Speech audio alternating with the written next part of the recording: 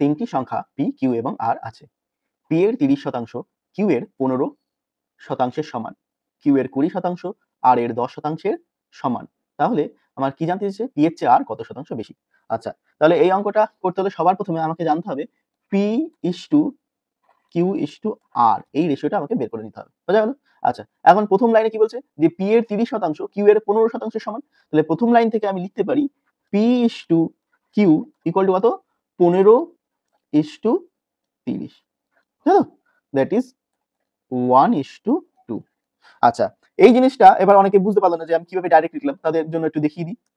Just কিছুই না, যে কি দেওয়া আছে যে পি এর 30%, পি এর 30% ইকুয়াল টু কিউ এর কত পার্সেন্ট? 15%, তাই তো? তাহলে আমি এবার কি করি? দেখো পার্সেন্ট পার্সেন্ট দুপাশ থেকে উঠে গেল। বোঝা গেল? এবার এই কিউটাকে এই পাশে নিয়ে আসলে ভাগ হয়ে যায়। তাহলে P by Q equal to এই পাশে কত ছিল? 15, আর এই 30টা আবার এই পাশে যখন আসবে তখন ভাগ হয়ে যাবে। তাহলে 15/30 ইকুয়াল টু হাফ। বোঝা গেল? অর্থাৎ এখানে আমি কি পেলাম? P is to Q equal to 1:2। এটাই আমি এত কিছু না করে ডাইরেক্ট এক লাইনে লিখে দিয়েছি। ঠিক আছে? আচ্ছা, তাহলে সিমিলারলি পরের লাইন কি বলছে? কিউ এর 20% আর এর 10% সমান। তাহলে এখান থেকে লিখতে পারি Q is to R equal to 10:20, that is 1:2। বোঝা গেল? এই জিনিসটাও কিন্তু সেম এইভাবে করেই আমার আসলো।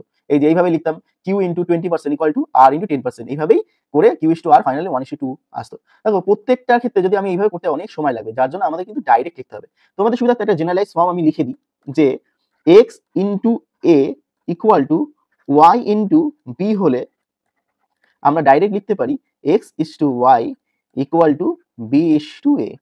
এই ফর্মটা যদি তোমরা খেয়াল রাখতে পারো, তোমরা কিন্তু ডাইরেক্ট লিখতে পারো।